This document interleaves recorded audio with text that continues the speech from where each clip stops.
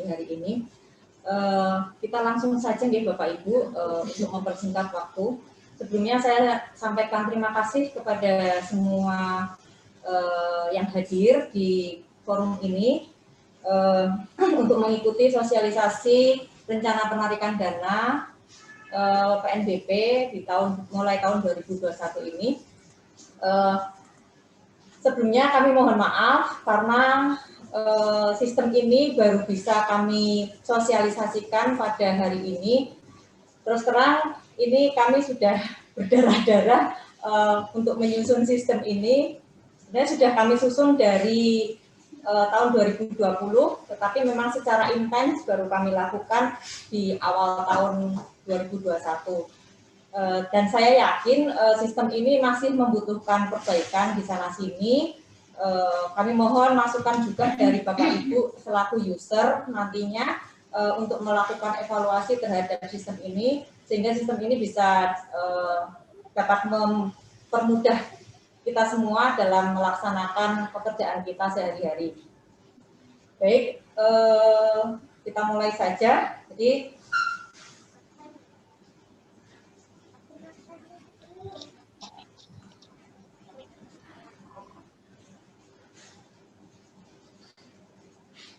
ya. Untuk RPD UNES itu berawal dari kita melihat kondisi saat ini di UNES itu untuk pengelolaan keuangan khususnya kas itu dirasa perencanaan dalam kas ini kurang maksimal. Jadi kita belum seperti tadi yang sudah disampaikan oleh Pak Junjung bahwa kita sebenarnya memiliki potensi kas yang cukup besar untuk bisa dilakukan pemanfaatannya sehingga bisa menambah nilai di dalam di dalam untuk pendapatan UNES, untuk pendapatan PNBP pendapatan PNBP kita. Tetapi hal ini belum kita lakukan sampai saat ini. Kita hanya memanfaatkan jasa giro yang ada di rekening bank yang sudah bekerja sama dengan kita, tetapi secara investasi itu belum kita lakukan. Kemudian juga kondisi proyeksi pengeluaran yang saat ini tidak optimal karena yaitu tadi rencana penarikan dananya saat ini memang belum baik. Makanya kita mencoba untuk mulai melakukan penyusunan RPD. Kenapa RPD ini belum baik? Next, itu saat menyusun ini banyak kegiatan yang direncanakannya itu mendadak seperti itu. Banyak sekali kegiatan yang direncanakan mendadak. Jadi saya juga tahu kondisi di unit pun juga akan mengalami kesulitan jika memang perencanaan kegiatan itu tidak dilakukan dengan baik. Itu. Next.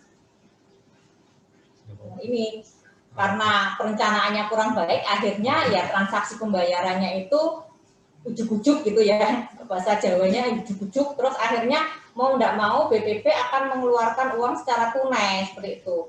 Nah, untuk tahun ini kita berusaha untuk mengurangi transaksi menggunakan uang tunai. Kita mencoba mengoptimalkan transaksi menggunakan non tunai. Next. Ini juga yang terjadi di saat ini di tempat kita, penyerapan anggarannya itu menumpuk di tahun akhir anggaran. Ini sudah lagu lama ya, sudah seperti rutin yang terjadi di tiap tahun. Bapak Ibu semua selaku pengelola keuangan itu lembur di akhir tahun, jadi tidak bisa menikmati akhir tahun yang biasanya itu sebenarnya untuk teman-teman yang lain itu mereka sudah pergi kemana, santai seperti itu. Lah ini di tempat kita untuk selaku pengelola keuangan itu sering terjadi masih harus menyelesaikan pekerjaan di kantor seperti itu. Kemudian proses arus kas yang cukup rumit, terutama untuk pencairan UP. Jadi kalau saat ini itu pencairan UP itu menggunakan DUP ya, DUP dan uangnya itu posisi harus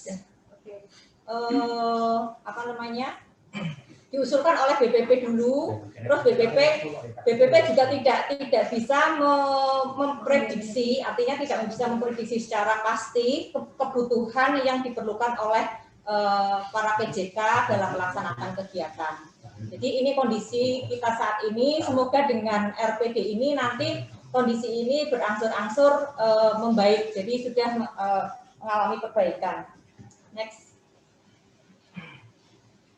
Ini dasar hukumnya Bapak Ibu, sebenarnya sudah ada dasar hukum PMK 197 itu tentang rencana penarikan dana dan rencana penerimaan dana serta perencanaan kas. Ini sudah ada di tahun 2017 sebenarnya. Tetapi kami baru menindaklanjuti itu di tahun 2020 dengan menerbitkan SK Rektor, peraturan Rektor terkait dengan pedoman rencana penarikan dana, rencana penerimaan, dan perencanaan kas. Kemudian kita juga sudah menerbitkan juga peraturan Rektor tentang tata cara pembayaran atas beban daftar isian pelaksanaan anggaran atau DIPA dengan sumber dana PNBP UNES. Itu dengan peraturan Rektor nomor 21 tahun 2020. Next.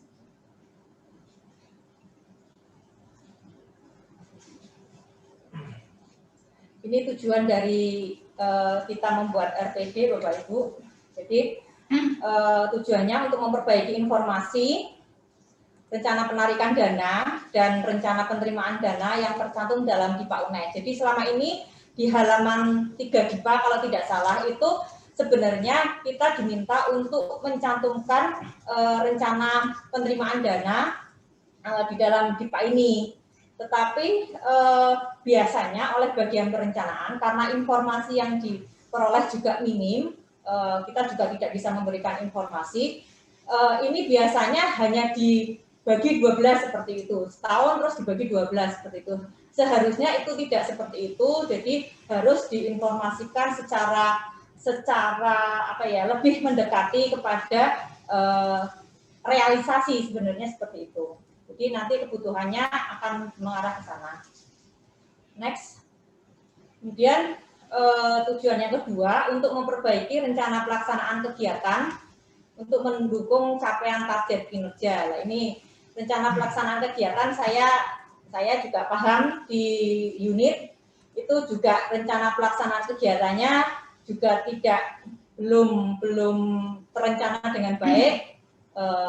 Di semua unit saya tidak menyebut salah satu unit tidak, tapi semuanya di UNES rata-rata memang terjadi seperti ini. Direktorat sendiri terjadi seperti ini ya. Jadi ini sudah bukan hal yang rahasia lagi, sudah ya memang kenyataannya yang terjadi seperti ini. Jadi perencanaan kegiatannya belum ada perencanaan kegiatan, tiba-tiba muncul kegiatan. Padahal tidak tahu juga itu kegiatan itu muncul itu mendukung tidak pencapaian target kinerja yang sudah ditargetkan di awal tahun itu mendukung atau tidak. Itu kadang kita tidak berpikir sampai ke situ. Yang penting kita laksanakan kan seperti itu. Jadi ini dengan RPD kita berusaha untuk mendekati agar bisa mencapai target kinerja dengan sesuai dengan apa yang sudah kita targetkan. Next. Ini juga untuk memperbaiki informasi bagi KPA. Ini yang tadi disampaikan bahwa potensi kas kita itu cukup besar. Kita melihat banyak kas-kas yang ada di rekening BPP dan itu cukup ngendon ya, maksudnya cukup di situ cukup lama. Jadi kita berusaha memanfaatkan itu agar bisa digunakan untuk melakukan investasi yang di sini investasi jangka pendek sehingga bisa menambah pendapatan dari PNBP kita.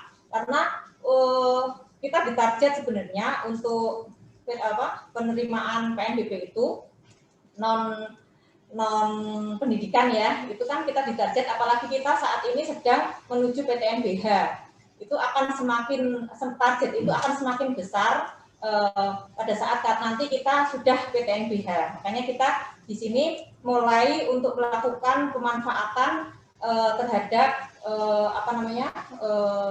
kas atau uang yang ada di rekening yang tidak dimanfaatkan untuk operasional seperti itu. Sehingga bisa menambahkan income generate di sisi dari segi pemanfaatan kas seperti itu. Next. Nah, ini alurnya Bapak Ibu untuk penyusunan RPD. Nanti yang terlibat di sini kita PPK. PPK berarti berada di ranah Bapak Ibu semuanya di sana di unit. Jadi PPK ini kenapa kami hari ini kami memang tidak mengundang PPK. Yang kami undang adalah subkoordinator selaku staf PPK di masing-masing unit. Kami harapannya bahwa RPD ini adalah yang membuat itu bukan BPP. BPP itu memberikan informasi kas yang ada di BPP itu untuk penyusunan RPD. Yang terjadi beberapa waktu yang lalu dari penyusunan RPD itu banyak BPP yang mengeluhkan gitu kan, nambahi gawean seperti itu. Ya, ini mohon disikapi oleh Bapak Ibu selaku staf PPK bahwa ini adalah tugas dari PPK. PPK otomatis ya staf PPK-nya seperti itu, tetapi tidak menutup kemungkinan bahwa informasi dari BPP itu sangat dibutuhkan dalam penyusunan RPD setiap bulannya seperti itu. Jadi mohon bekerja sama dengan BPP, tetapi bukan BPP ya. Saya tegaskan lagi, bukan BPP yang mempunyai tugas untuk membuat RPD, tetapi adalah PPK dan staf PPK. Itu. Jadi PPK nanti berkoordinasi dengan sub unit atau pengguna pelaksana kegiatan untuk menyusun RPD selama 1 tahun. Ya, RPD 1 tahun ini harus kita susun. Kemudian juga pada saat melakukan pemutakhiran RPD yang kita yang diusulkan setiap bulan itu juga harus itu juga tugasnya PPK dan staf PPK seperti itu. Nah, ini dibutuhkan data dari BPP untuk melakukan pemutakhiran ini. Ini pemutakhiran itu dilakukan jika RPD yang setahun itu terjadi perubahan nih. Kalau tidak terjadi perubahan, ya tidak perlu berarti ya. Itu. Kemudian RPD itu dikirimkan ke kami di bagian keuangan, nanti akan diverifikasi dan divalidasi oleh PPSPUM. Jadi untuk saat ini kita kalau tahun lalu kita hanya punya 1 PPSPM, untuk tahun ini kita bedakan. Untuk PPSPM itu untuk anggaran APBN atau non PNBP, sedangkan PPSPUM itu kami khususkan untuk PNBP karena melihat kondisi semakin banyaknya pertanggungjawaban yang berasal dari dana PNBP. Jadi ini sudah waktunya untuk dipisah seperti itu. Nah, ini nanti PPSPUM itu akan menghimpun RPD dari usulan Bapak Ibu semua dari unit kerja, kemudian akan melakukan review dan akan melakukan validasi. Di sini nanti akan melihat kesesuaiannya seperti itu. Kemudian dari data dari yang sudah dihimpun dan divalidasi oleh PPSPUM itu nanti akan diberikan diinformasikan ke bendahara pengeluaran. Maksudnya dengan informasi ini bendahara pengeluaran akan memproyeksikan pengeluaran yang akan dibutuhkan untuk bulan ini bulan depan itu berapa seperti itu. Jadi selama ini yang terjadi bendahara pengeluaran hanya menghitung perkiraan saja, kira-kira bulan ini berapa seperti itu. Nah, karena hanya perkiraan seperti itu, uang yang ada di rekening bendahara pengeluaran itu terlalu banyak karena tidak digunakan seperti itu. Sama juga dengan BPP seperti itu. Jadi uang yang ngedon di bendahara pengeluaran itu cukup besar, dan itu sebenarnya potensi kalau kita investasikan itu kan bisa menambah pendapatan seperti itu. Nah, ini yang terjadi. Nanti bendahara pengeluaran akan mengajukan pengisian kas ke KPA melalui bendahara penerimaan berdasarkan hasil dari proyeksi pengeluaran yang sudah dibuat atas dasar informasi dari RPD yang sudah dihimpun oleh BPS BUMN. Itu alurnya. Next.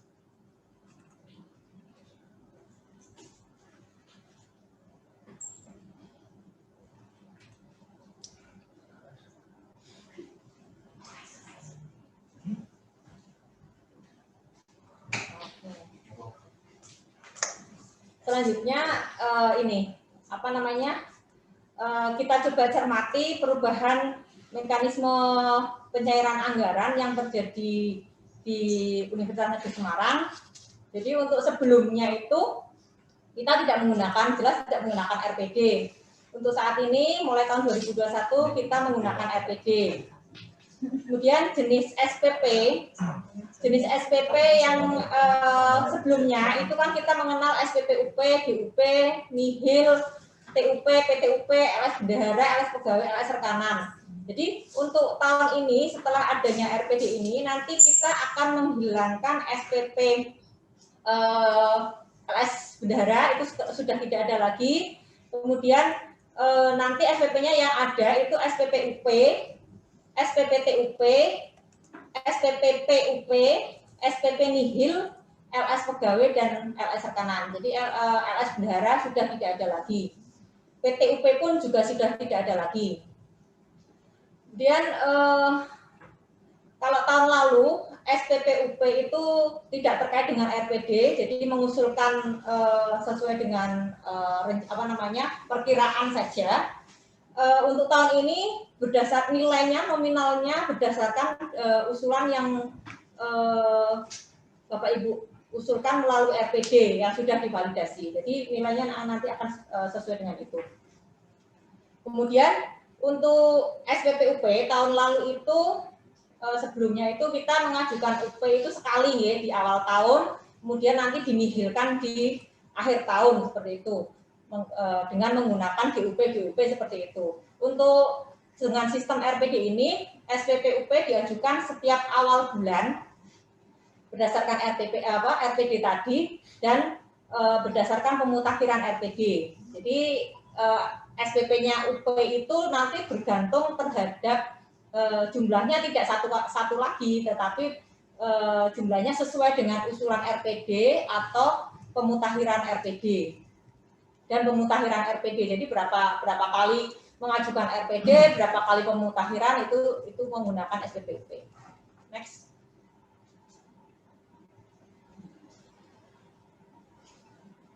Ini juga usulan TUP sebelumnya itu kita tidak terikat dengan RPD. Untuk SPP TUP mulai tahun ini kita akan didahului dengan pemutakhiran RPD. Kemudian pertanggungjawaban SPP UP kalau dulu itu menggunakan mekanisme GUP dan nihil. Untuk mulai tahun ini pertanggungjawabannya menggunakan mekanisme PUP dan nihil. Itu. Saya bilangnya PUP aja ya, kalau PUP gitu kayaknya.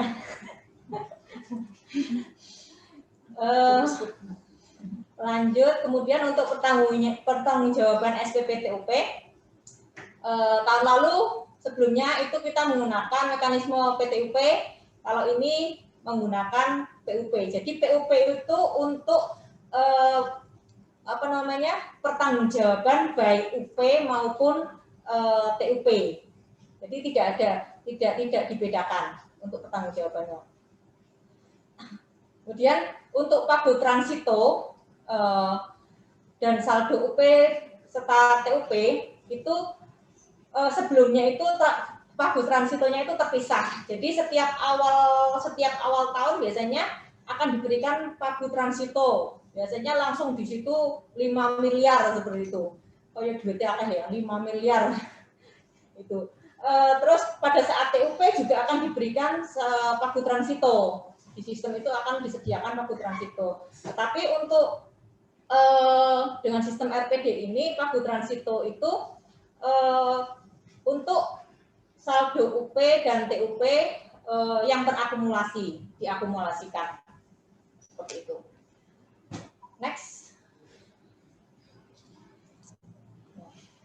Ini adalah batas-batas waktu terkait rencana penarikan dana. Jadi di awal tahun pada saat usulan pertama kali RPD tahunan itu PPK membuat usulan RPD selama 1 tahun itu maksimal itu tanggal 22 Desember. Artinya begini, tanggal 22 Desember itu RPD tahunan sudah diserahkan kepada kami di bagian keuangan untuk dilakukan verifikasi. Seperti itu.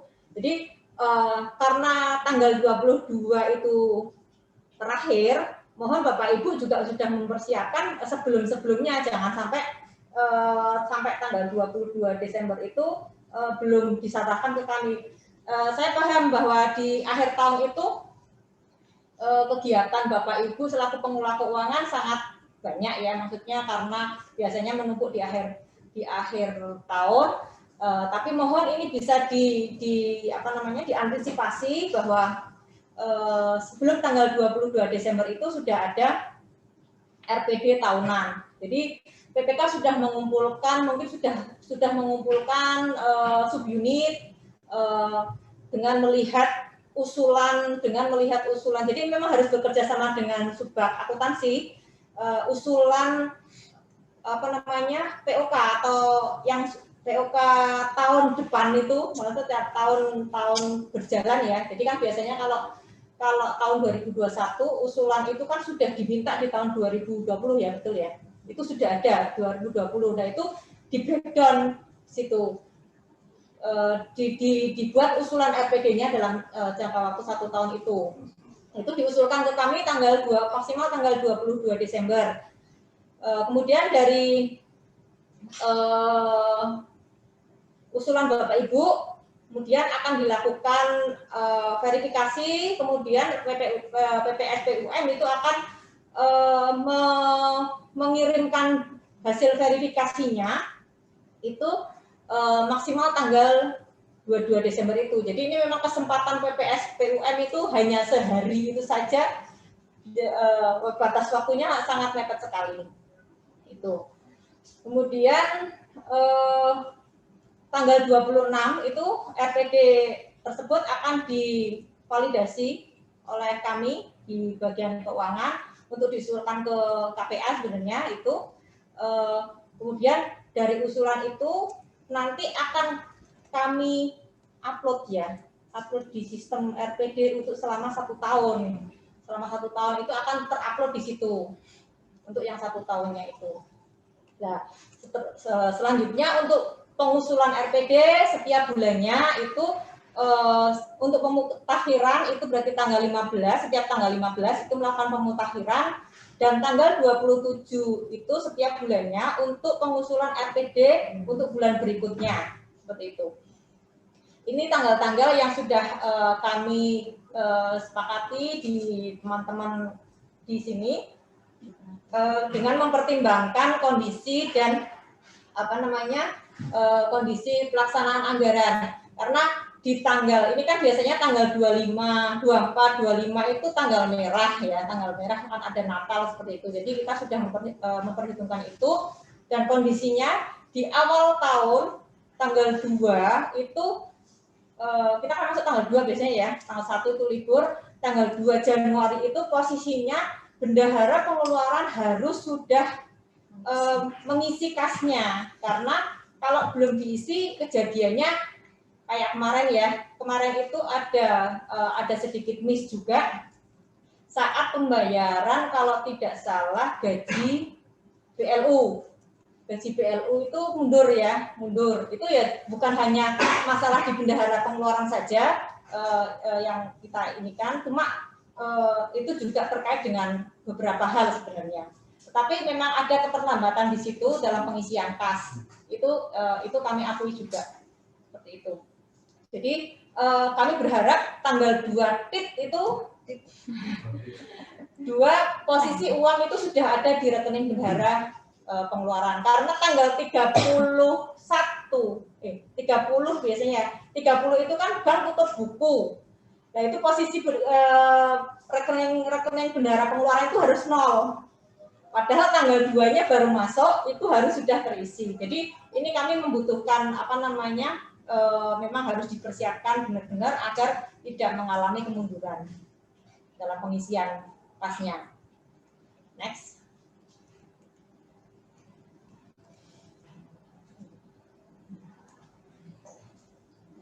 Ini ada beberapa catatan ya untuk bisa diperhatikan oleh Bapak Ibu semuanya. Jadi kita sekarang ini kan mengoptimalkan pembayaran melalui non tunai. Untuk pembayaran melalui non tunai ini, khususnya untuk mekanisme UP, itu sudah ada peraturan rektor yang mengatur tentang belanjanya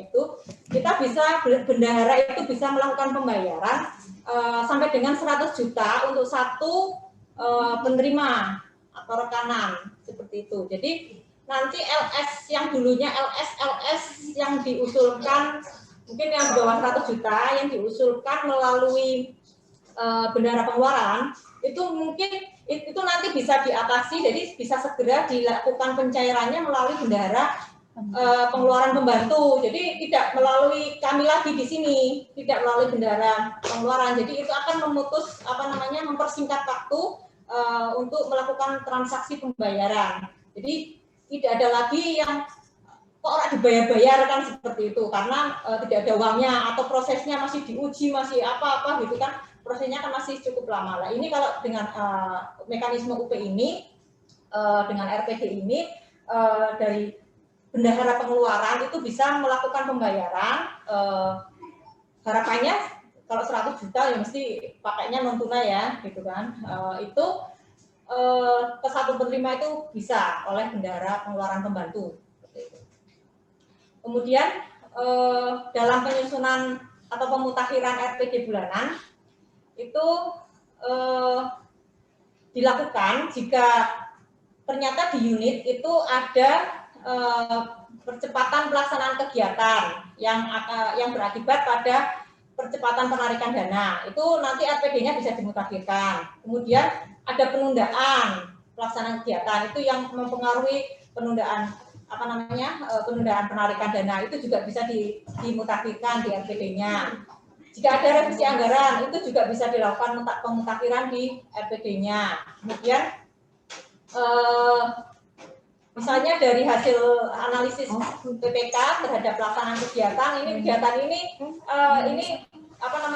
nanti saja karena masih agak jauh misalnya seperti itu. Nah, itu analisis dari PPK itu juga bisa dilakukan untuk pemutakhiran RPD nanti. Kemudian ini juga harus mempertimbangkan realisasi penarikan dana yang sudah dilakukan seperti itu. Jadi itu Bapak Ibu. Terus apa lagi nih? Oh, ada lagi ini ya.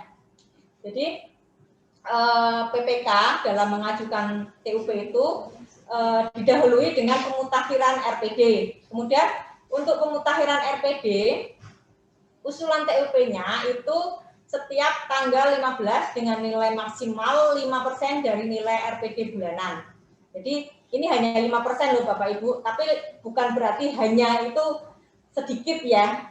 Ini ya kita lihat nanti di RPD-nya bulanan itu berapa, kan nilainya tergantung dari nilai RPD bulanan yang diusulkan. Seperti itu.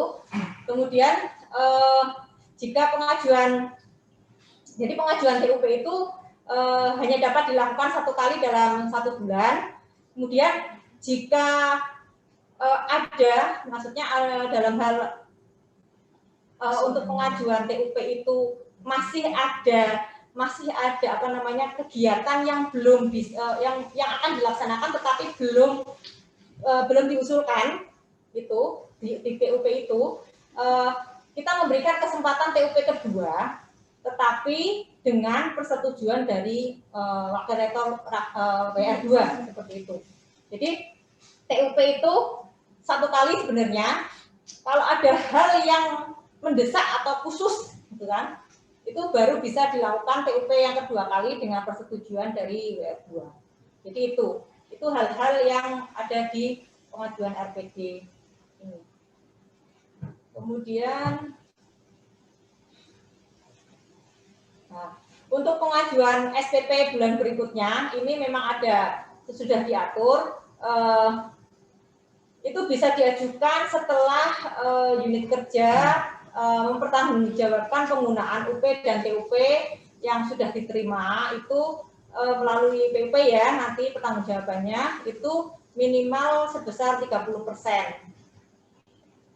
Jadi di PUP kan minimal 30% baru bisa. Jadi ini kenapa kita membatasi ini, biar cepat melakukan pertanggungjawaban atas kegiatan yang sudah uang yang sudah di BPP sudah berikan ke para pelaksana kegiatan seperti itu. Jadi ini tugas batasan ini untuk mempercepat itu.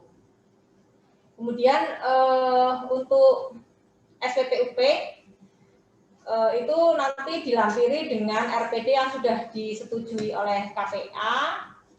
Nanti ini dari BPSPUM ini, kemudian dilampiri juga dengan rincian rencana penggunaan dana, kemudian juga dengan rekening koran yang memuat informasi saldo per tanggal SPP yang diterbitkan. Nah ini kenapa rekening koran ya tadi sebenarnya RPD ini kan kebutuhannya untuk mengetahui kas seperti itu kan. Jadi rekening korannya diminta untuk melampirkan. Kemudian untuk akhir tahun itu saldo UP dan TUP nanti disetorkan seperti biasa kita menyetorkan yang nihil itu. Baik UP dan TUP saldonya nanti di akhir tahun disetorkan ke kas BRU pada akhir tahun anggaran. Itu Bapak Ibu yang bisa saya sampaikan. Nanti setelah ini akan dipandu oleh Dendi TIK terkait dengan aplikasi RPD yang nantinya kita gunakan. Nanti setelah itu kita buka diskusi ya dengan teman-teman semuanya. Oke, saya kira dari saya cukup itu dulu, dilanjut oleh tim TIK. Terima kasih. Assalamualaikum warahmatullahi wabarakatuh.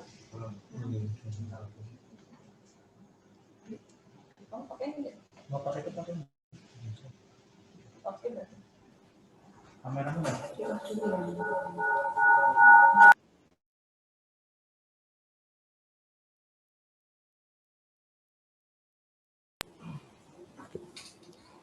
Selamat pagi Bapak Ibu sekalian.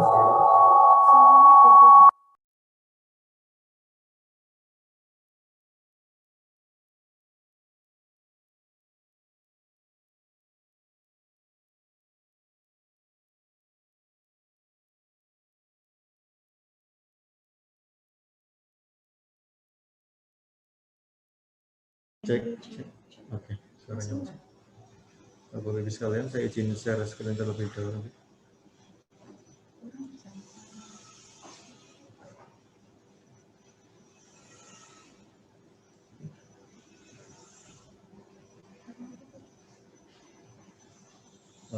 Selamat pagi. Pada kesempatan kali ini saya akan menjelaskan tentang aplikasi RPD. Sebelumnya, aplikasi sebagai pendahuluan, aplikasi RPD ini terkoneksi dengan dua aplikasi yang sudah ada, yaitu ada Sianggar sama SIKEU untuk kegiatan-kegiatan yang terkait yang akan digunakan di RPD itu diambil awalnya dari Sianggar, kemudian nanti akan ditransfer ke SIKEU sebagai pengganti dari prognosa yang sebelumnya kita input satu persatu gitu. Oke, kita langsung saja untuk masuk ke aplikasi RPD, bisa login seperti biasa di APPS, kemudian cari RPD, nah nanti di sini, ketika diklik akan muncul di halaman RPD ini. Nah untuk usernya sudah menyesuaikan dengan yang ada di SIGAU. Jadi ketika di SIGAU Bapak Ibu sekalian menjadi operator unit, nanti otomatis di sini sebagai operator unit. Kalau misalkan jadi staf PPK, jadi staf PPK dan lain sebagainya. Oke, untuk di bagian operator, staf PPK, pokoknya di bagian unit itu concern-nya itu di dalam kegiatan saja, di menu kegiatan ini. Jadi di menu kegiatan ini tampil semua kegiatan yang ada di Sianggar, dari inputan Sianggar. Contohnya,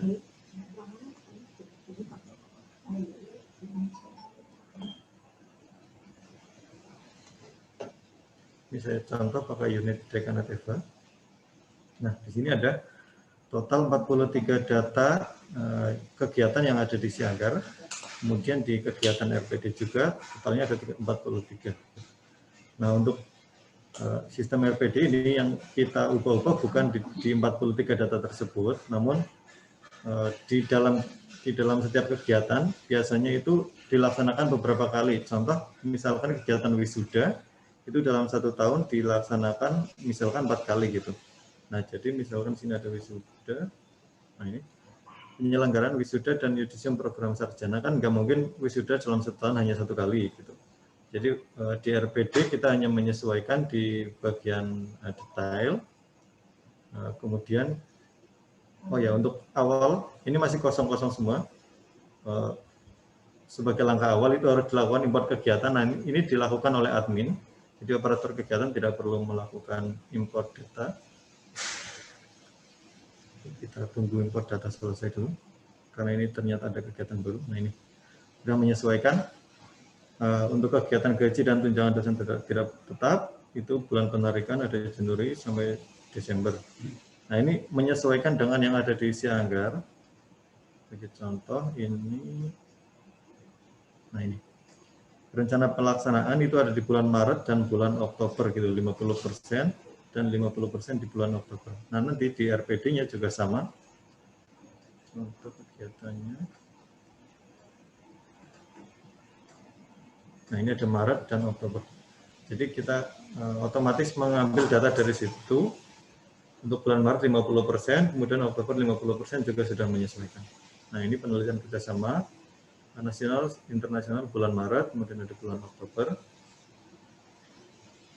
Kemudian untuk nominal dananya itu ada di dalam RAP, nanti kita masuk ke situ. Nah, jadi kita di awal dulu masih di sini. Jadi kegiatan ini diambil dari Sianggar semua. Kemudian jumlah kegiatan dan bulan penarikan diambil dari sana semua. Tapi apa yang ada di Sianggar pastikan nggak selalu tepat gitu ya Bu. Jadi kita juga bisa mengubah data-data yang ada di dalam sini. Contoh misalkan gaji dan tunjangan dosen tidak tetap, kan ini harusnya per bulan. Oke, kita masuk ke dalam kegiatan itu, harusnya itu ada bulan Januari, Februari, Maret, April, Mei, Juni, Juli. Nah kita bisa tambahkan datanya di sini. Kalau ini hanya ada di Januari dan Desember, kita tambahkan lagi di sini.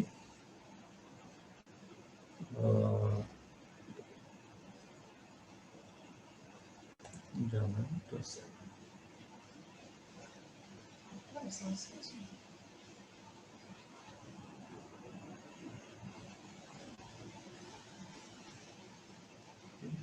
Nah, ini form ini sangat penting. Karena ini nanti akan berpengaruh di prognosa.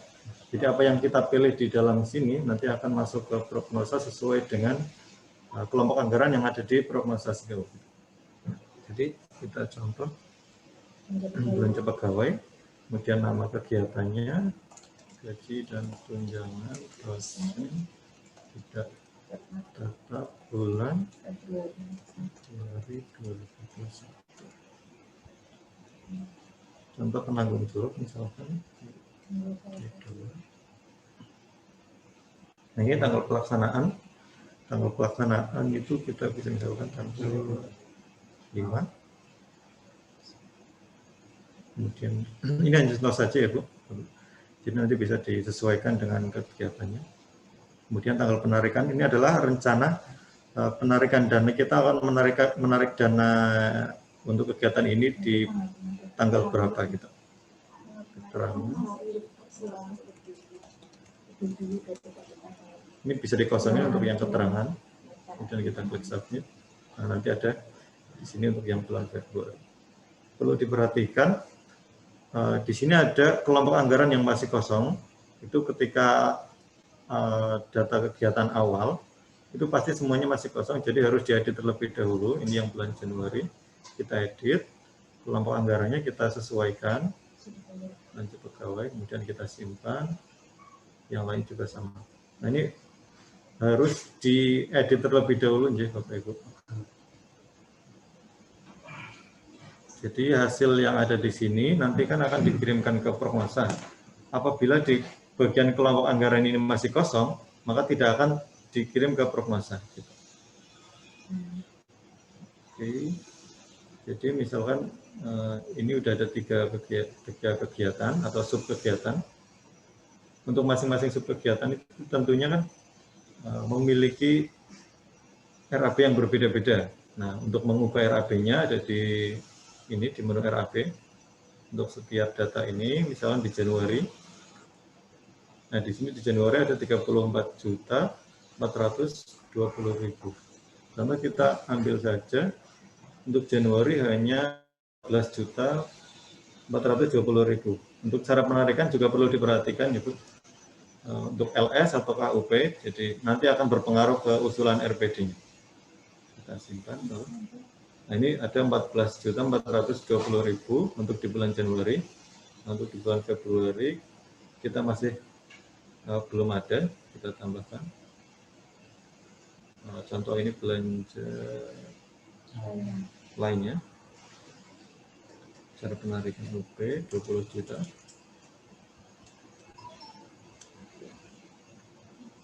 Ini sudah 20 juta. Oh ya, untuk apabila di dalam satu subkegiatan ini enggak hanya UP, jadi ada jenis belanja UP dan jenis belanja LS, kita bisa ngedit di sini juga. Jadi misalkan UP kita 4.420.000, kemudian untuk LS-nya 10 juta.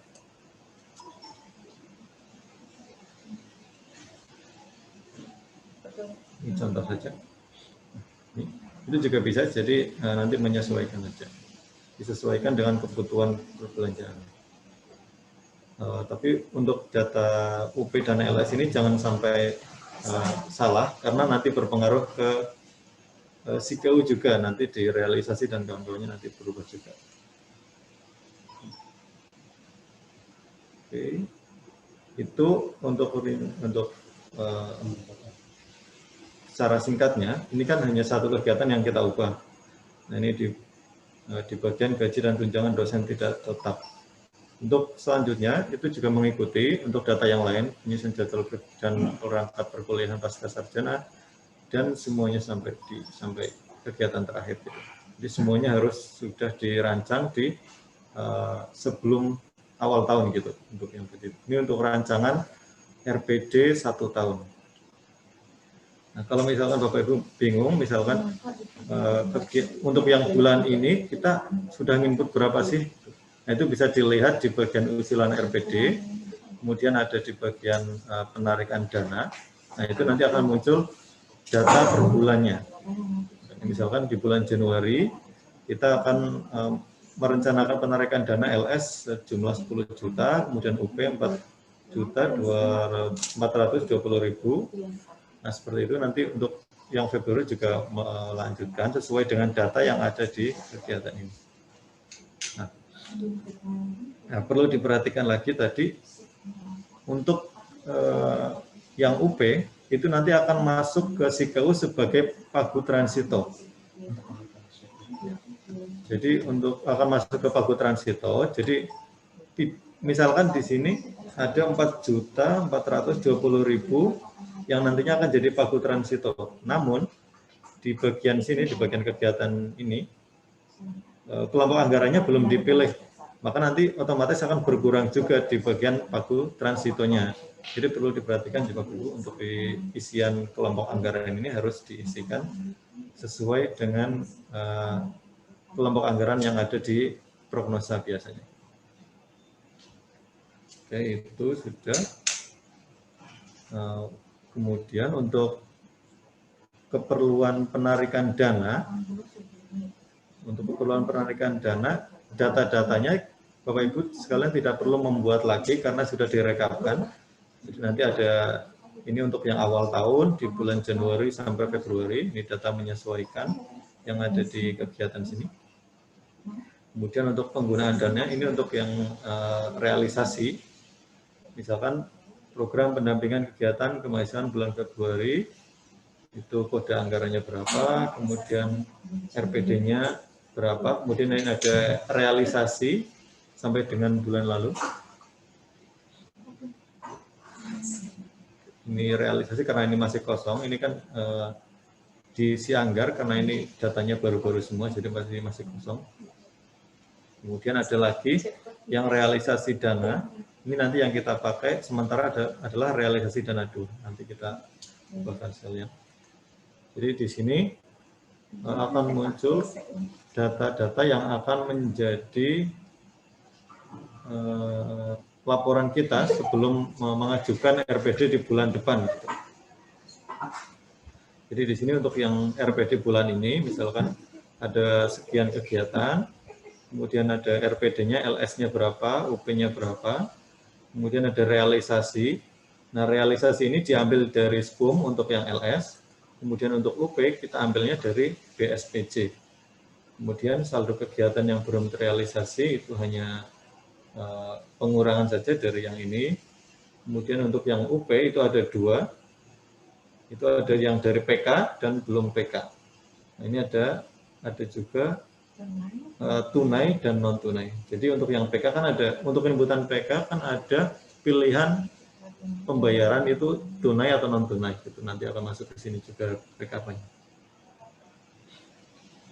Kemudian di sini ada saldo kegiatan yang telah dinyatakan selesai. Ini kita ambil data dari BPT. Ini data sudah diberikan oleh sistem semua. Jadi bagus sekalian untuk melakukan pengajuan RPD sudah tidak perlu membuat manual gitu. Nanti kita tinggal menginput data di bagian kegiatan ini disesuaikan dengan realisasinya. Nanti otomatis menyesuaikan di sini. Nah, kemudian tadi bagaimana kalau misalkan ada pemutakhiran atau revisi. Nah, untuk pemutakhiran atau revisi nanti akan dibuka tutup oleh admin. Jadi untuk di operator unit tinggal mengubah di bagian kegiatan ini saja, kemudian setelah selesai, setelah diverifikasi, masuk ke usulan RPD, untuk ketika sudah final semua, masuk ke sini untuk melihat data-data yang akan kita ajukan untuk RPD di bulan depan. Gitu. Untuk di sistem RPD, kita mungkin garis besarnya seperti itu, di bagian operator hanya concern di bagian kegiatan dan usulan RPD. Selanjutnya, nah ketika data ini, oh ya ini ada validasi. Jadi validasi itu ada 2, jadi ada validasi unit dan validasi pusat. Jadi ketika data, misalkan kita sudah selesai menginputkan kegiatan, nanti harus dilakukan validasi oleh unit. Misalkan kalau sudah, kita klik validasi, kemudian nanti akan divalidasi oleh pusat, klik validasi, nah sudah selesai. Nah kemudian kita anggap sebagai ajuan RPD untuk periode ini atau bulan atau revisi ini sudah selesai. Selanjutnya data tersebut akan dikirimkan ke SIKU sebagai prognosa. Saya coba dulu di sini. Untuk yang SIKU karena sekarang masih berjalan pakai metode yang lama, kita pakai data yang ada di lokal saya itu.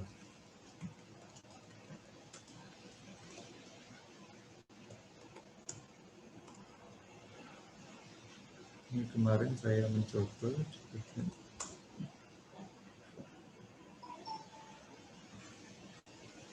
mungkin perlu saya tampilkan di data di lokal saya juga.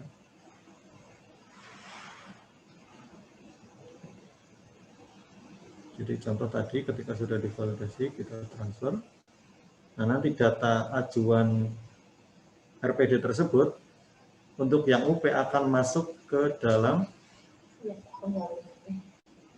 pagu transitonya.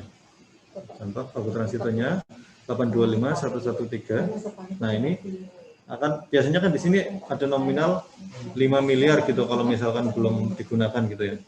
Nah, untuk 5 miliar untuk realisasinya sedikit kan seharusnya masih sisa banyak. Nah, ini ternyata sisanya minus. Nah, itu dikarenakan data RPD yang sudah ditransfer dari sistem RPD ke SIKU tidak memenuhi untuk realisasi transaksi yang sudah kita inputkan gitu. Jadi nanti perlu diperhatikan tadi itu di bagian kegiatan harus sesuai sehingga pagu transito memenuhi untuk kebutuhan-kebutuhan yang kita inputkan di SIKU. Kemudian ada lagi perbedaan yang ada di SIKU nanti mungkin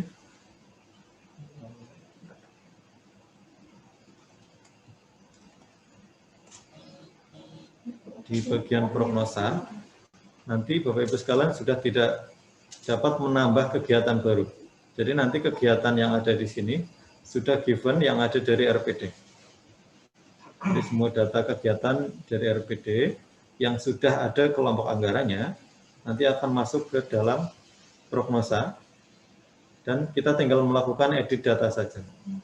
Contoh untuk data yang kita transfer dari RPD itu biasanya masih kosong isiannya. Jadi ini masih kosong, peruntukan masih kosong, penanggung jawab mungkin sudah ada, lokasi juga masih kosong. Nanti kita tinggal edit data tersebut, kemudian klik simpan. Nah nanti seperti biasa melanjutkan ke seperti RPD pada umumnya. Klik detail, kemudian mengisikan RAB-nya. Gitu. Ini RAB juga sudah ada biasanya. Kita tinggal edit-edit saja. Atau menyesuaikan kalau misalkan ada yang kurang sesuai. Oke. Itu mungkin perbedaannya nanti dari unit kita tidak dapat menambahkan kegiatan di RPD, jadi prognosa, karena sudah diambilkan data dari RPD semua. Lagi untuk input transaksi, jadi untuk input transaksi kan biasanya kita memilihkan kegiatan.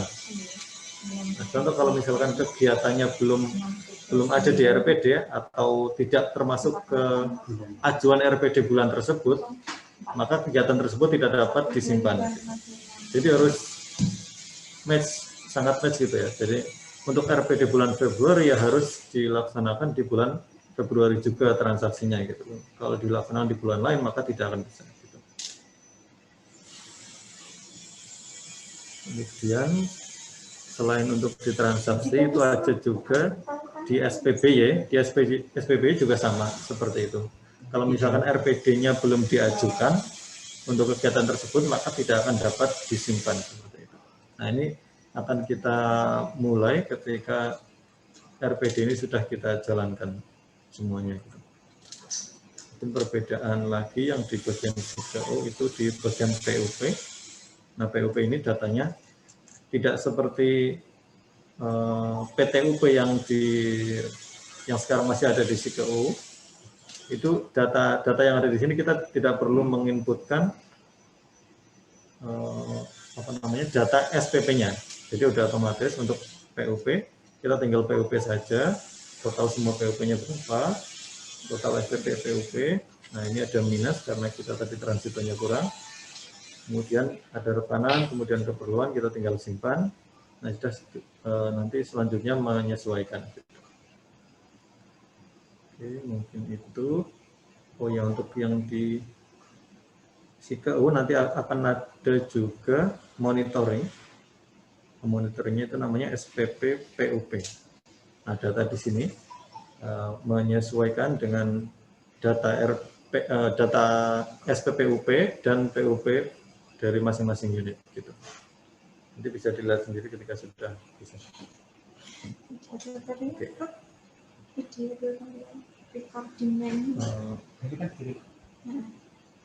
Untuk garis besarnya itu sudah semua saya kira bagus sekalian.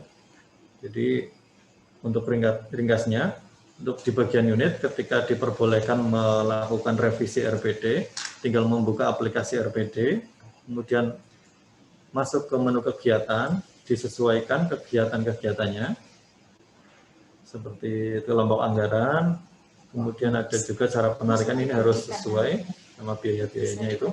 Ketika sudah, maka nanti akan divalidasi oleh staf PPK dan divalidasi oleh admin. Setelah divalidasi oleh admin, maka akan masuk ke SIKU sebagai prognosa. Nah, ketika sudah masuk ke prognosa, bisa lanjut ke proses SIKU seperti biasanya. Seperti itu. Untuk di aplikasi RPD mungkin hanya seperti itu. Saya kembalikan ke Bu Lina mungkin.